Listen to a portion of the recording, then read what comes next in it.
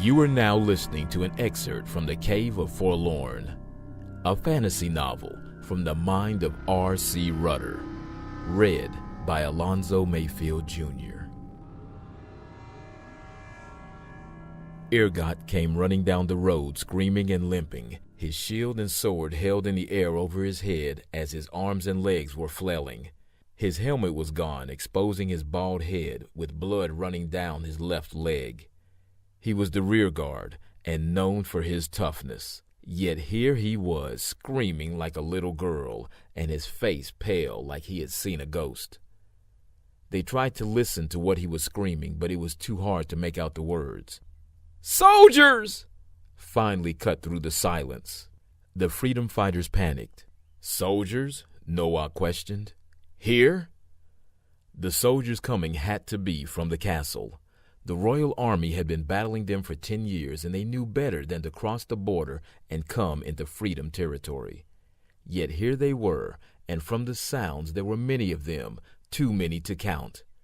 Irgard raced past on his way to the captain, but fighters knew not to wait. Freedom fighters started coming down the hill to the road when the first soldiers appeared.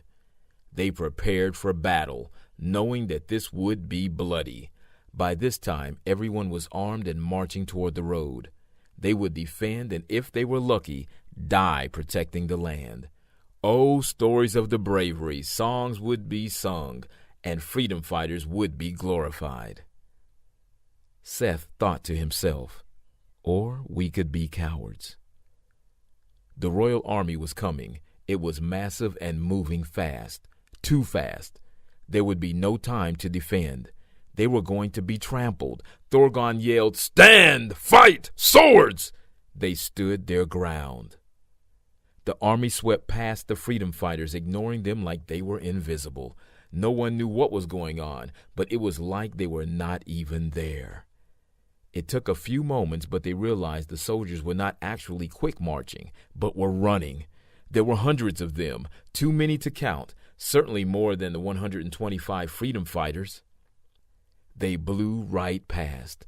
Red-headed Petrol was always ready to fight.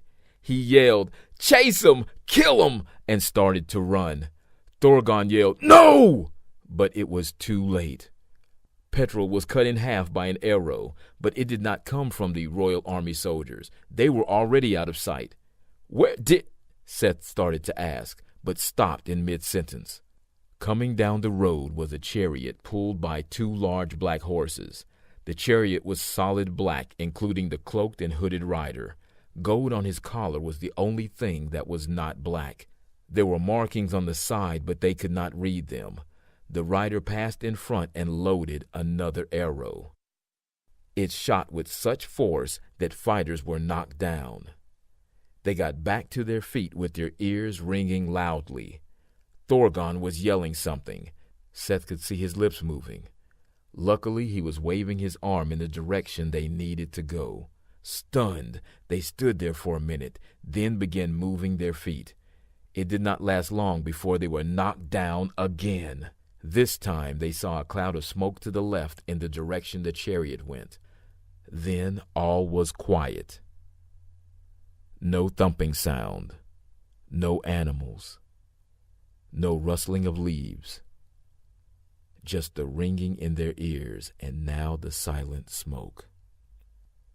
No one dared move as they were engulfed by smoke. Then the smell hit, followed by the sounds of retching as their stomachs turned. It was awful, burning flesh, lots of it. No one knew what was in the chariot, but it was safe to assume that the Royal Army soldiers would not be a threat anymore. Seth said out loud, "What should we do?" He was not expecting an answer. It was all that ringing. Surely no one was interested in moving. The chariot rider was coming down the road toward the freedom fighters at a casual pace. It was like he had no concern or fear that 125 soldiers were a threat to him. It was too late to run, too late to hide. "What do we do?" Seth whispered. The ringing had subsided a little, and they could hear Thorgon's voice. "We stand! We fight!" Thorgon moved forward. Seth yelled at him to stop, but it was too late. The chariot rider slowed, his tall and lanky frame moving with the rhythm of the ride and his black hair flowing behind. He focused directly on Thorgon. The intensity of his glare even caused Thorgon to feel fear. Then he raised his wand and pointed. Thorgon fell to his knees, then forward onto his face. Jason ran past Seth toward the chariot. Seth yelled to no avail. Jason lifted his sword and was poised, ready to strike. The sound was intense. Jason flew through the air, his body contorted and his face in agony. He fell to the ground and was limp. It could not be. Jason was strong. He was a leader. Now to see him lying there, lifeless. Seth stood motionless. The rider looked around and its gaze fell on him. 2 beams of green light were focused directly at him. The intensity was incredible. He could not move, could not think. He could only stand there.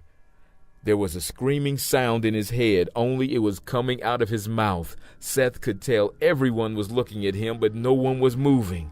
He felt himself being lifted off the ground, and the pain was so intense he could only think of dying. He lost all desire to live and blacked out. You have just heard an excerpt from The Cave of Forlorn by R.C. Rutter, available on Amazon to read in its entirety. And stay tuned for the audiobook, The Cave of Forlorn.